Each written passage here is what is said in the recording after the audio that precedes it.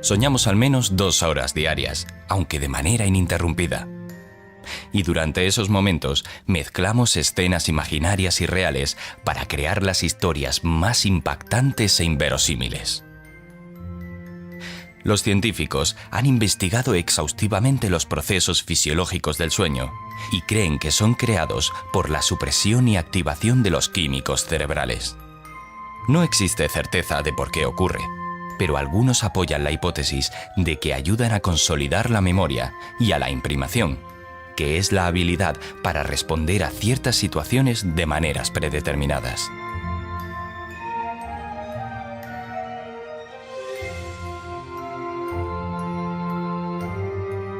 Otro tipo de sueños son los precognitivos o premonitorios, que nos ofrecen información sobre un hecho que sucederá en un momento futuro de nuestra vida.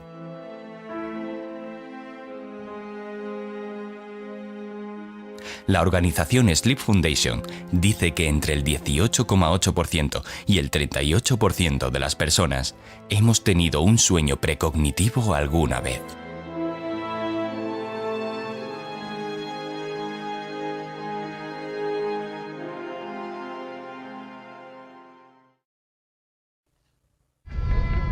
Estás escuchando Radio Morgue. Entra, la puerta está entreabierta.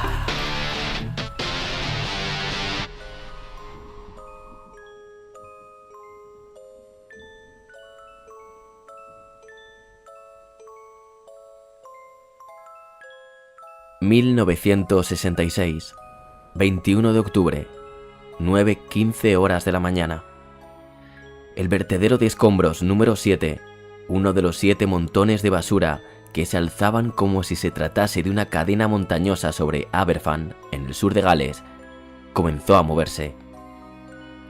Casi en un abrir y cerrar de ojos, se transformó en un tsunami de lodo de 9 metros de altura que se deslizó cuesta abajo a más de 120 kilómetros por hora.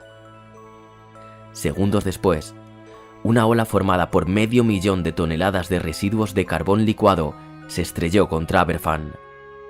La ola barrió un canal y un terraplén antes de caer sobre la escuela primaria del pueblo. El personal y los niños que se encontraban en el lugar estaban a punto de comenzar las clases. Era el último día antes del medio trimestre. Escucharon un rugido ensordecedor, como si un avión a reacción estuviera despegando cerca de ellos.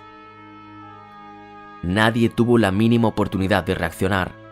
Las paredes y ventanas de 4 de las 7 aulas de la escuela se abrieron de forma violenta y la escuela se inundó casi instantáneamente por una poderosa oleada de lodo negro empalagoso. Más de 1,4 millones de pies cúbicos de lodo licuado. Cuando la masa deslizante se detuvo tan solo unos segundos después, docenas de niños y adultos habían sido engullidos donde estaban, ya fuera sentados o de pie. Durante unos momentos, todo Aberfan quedó en silencio, un silencio ensordecedor. Los habitantes intentaban asimilar lo que acababa de suceder. Cuando se recompusieron mínimamente, corrieron a la escuela y comenzaron a arañar de forma frenética el lodo, que comenzaba a solidificarse. De forma milagrosa, algunos niños consiguieron salvarse. Karen Thomas y otros 4 compañeros se encontraban en el pasillo y fueron salvados por una valiente profesora llamada Nancy Williams, quien usó su cuerpo para impedir que el lodo pudiera llegar hasta ellos. Los muertos fueron llevados a un depósito de cadáveres improvisado instalado en Bethania Chapel. Al final del día, se habían recuperado 60 cuerpos, pero la cifra final llegó hasta 144 víctimas, de las cuales 116 eran niños, casi la mitad de los alumnos de la escuela. 9 meses después, un tribunal publicó su informe sobre el desastre. encontró que la Junta Nacional del Carbón, la NCB, había tenido toda la culpa, era la máxima responsable, a pesar de que el presidente de la NCB, Lord Robbins, afirmó que la avalancha había sido causada por el agua de manantiales desconocidos que se encontraban bajo la punta. El caso es que los manantiales eran conocidos desde hacía muchos años, incluso aparecían en el mapa de la zona. Esto no acaba aquí. Robbins y la Junta Nacional del Carbón negaron que se hubieran producido derrumbamientos antes, a pesar de que las evidencias físicas decían todo lo contrario. En 1944 y 1963 se habían producido deslizamientos. Se entregaron 1,6 millones de libras esterlinas a la Fundación Desastre de Aberfan. Hasta ese momento era la suma de dinero más grande jamás recaudada en Gran Bretaña. Pero no llegó a entregarse en su totalidad. En cambio, 150.000 libras esterlinas del fondo fueron utilizadas para limpiar los vertederos de carbón circundantes, algo que era responsabilidad de la NCB. ¿Y por qué estoy hablando del desastre de un pueblo de Gales en un programa dedicado a las premoniciones? Eryl May Jones fue una de las niñas que falleció en la escuela aquel terrible 21 de octubre. Tenía tan solo 9 años y el mismo día de la desgracia le contó a su madre que había tenido un sueño donde en el lugar de la escuela no había nada porque algo negro había caído por todas partes.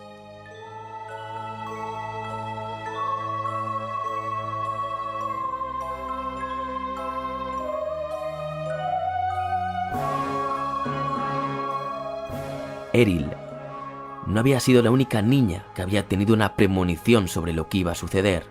El psiquiatra John Barker, director del hospital psiquiátrico Shropshire, descubrió que un niño llamado Paul Davis, de 8 años, había pintado un cuadro donde aparecía la ladera de una colina y la palabra escrita "El fin".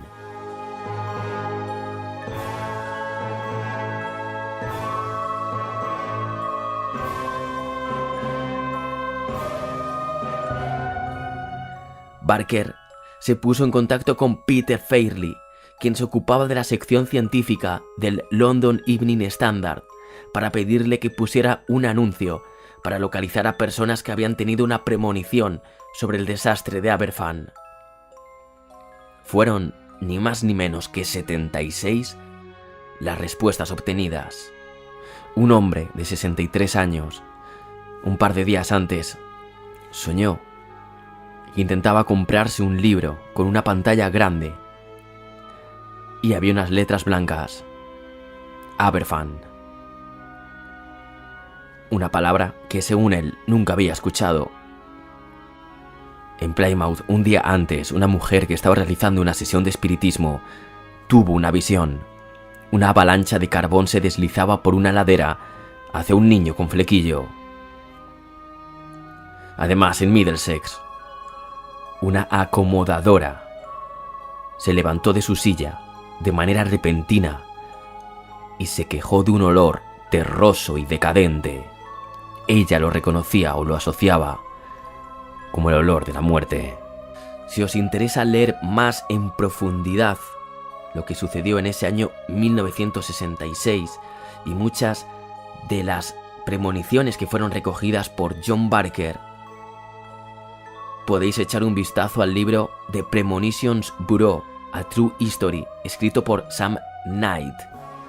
Un libro que ha aparecido además hace escasos días, una semana. Y para vosotros, ¿qué fue lo que vio en sueños Eryl May Jones y qué fue lo que dibujó el niño Paul Davis? ¿Fueron premoniciones? ¿O simplemente fueron coincidencias?